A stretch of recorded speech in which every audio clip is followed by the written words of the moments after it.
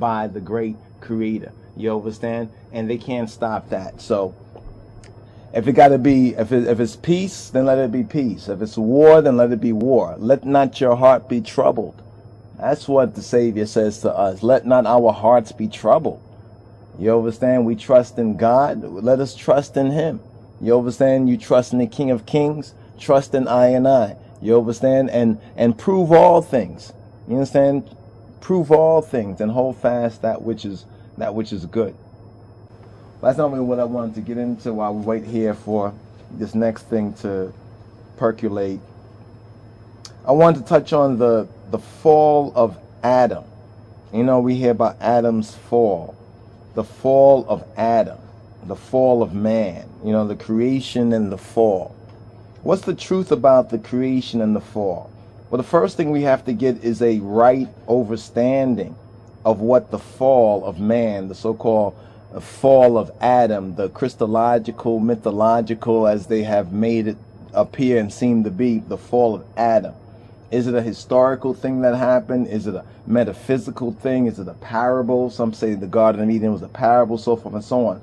But the logic, you know what I'm saying, the logic and the emro of the King of Kings, in and according to his Christ, shows us that the fall of man, the so-called fall of Adam, is really speaking to us about the fall of the black man. So when we speak about the fall of Adam, the fall of Adam, we're speaking about the fall of the black man. Now, with the fall of the black man, what's very interesting is that you can look at the biblical Garden of Eden and the fall of man, and then you can look at Willie Lynch's How to Make a Slave, and you begin to notice, there is something very similar in spirit, you understand, in essence, something that you can't really put your finger on, but you say there's a connection between these two things, because the fall of Adam and the fall of Eve is symbolic, is a parabolical logic for the fall of the black man and the fall of the black woman and the fall of that ancient monarchy, that ancient nobility, the ancient so-called gods, when we were gods. Do you remember the time? Do you remember the time when we were gods? Now, archaeologists and archaeology shows us that many of the ancient civilizations had a whole lot of blackness to them.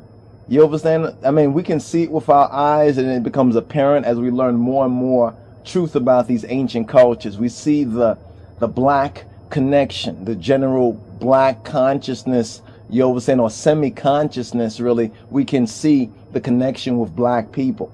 But then we don't see that within the so-called last 6,000 years of history.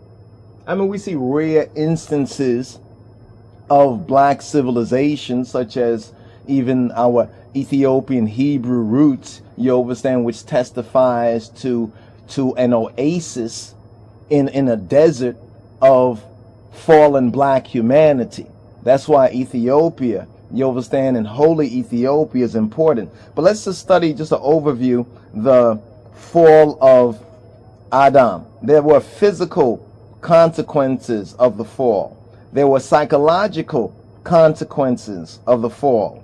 And there were societal or social consequences of the fall. And there were also spiritual consequences of the fall. Now, within Genesis, or the Orit of Zefitret, Berashit, Ha-Elohim, or God, explains the consequences of the fall for the black man. It says, "Cursed is the ground because of you. Through painful toil you will eat of it all the days of your life. It will produce thorns and thistles for you, and you will eat the plants of the field. By the sweat of your brow you will eat your food until you return to the ground, since from it you were taken, for dust or AFAR you are, and to AFAR you will return." Here again, Adam, the black man, was not cursed. Rather, Ha-Elohim explains the consequences of Adam's, or the ancient prototypical black man's, disobedience to the true God force, the true mind of God. which he fell from. So let's look at this from an overview.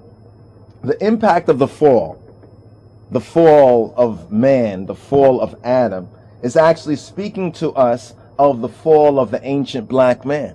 This is why when we look at, say, ancient Egypt, and we get the true dates of those monuments when they originally was built, we find that the true dates of all those monuments, including the Sphinx and the pyramids, when they originally were built, were prior to the so-called last 6,000 years.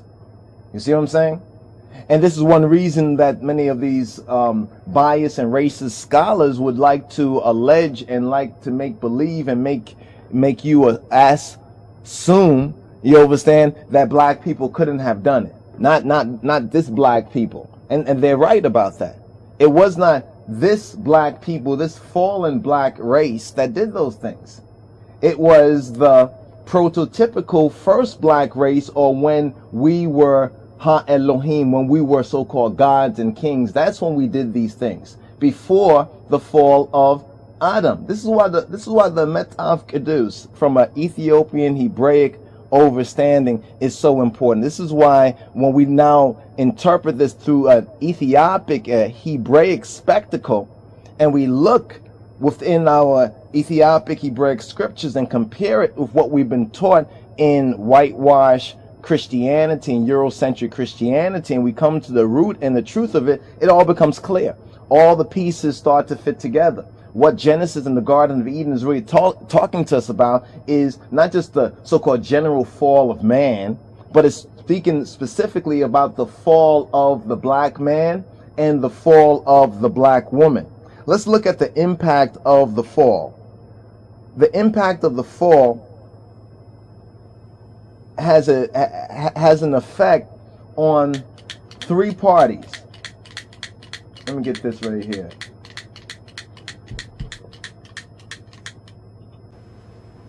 Let's look at the impact of the fall.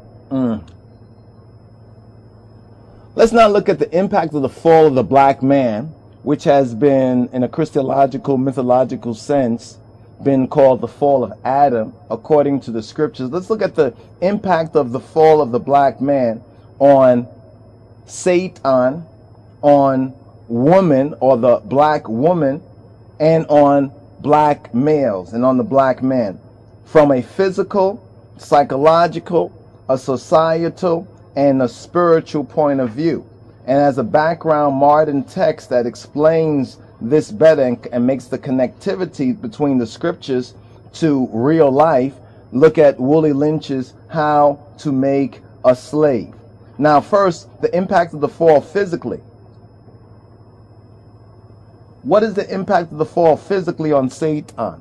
Well, according to the scriptures, Satan Sarawit, or his host, the Zendo, or the serpent, is doomed to crawl and to eat dust.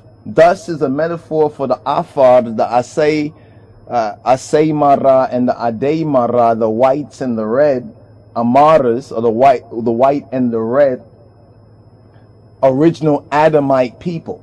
When we speak about the original Adamite people, and we connect the AFAR or the AFAR of the Hebrew and the AFAR or the Ophar, like Ophir, if you look up Ophir, they would say that Ophir has a link with Ethiopia. And when we go to Ethiopia, we find a tribe of people called the AFAR.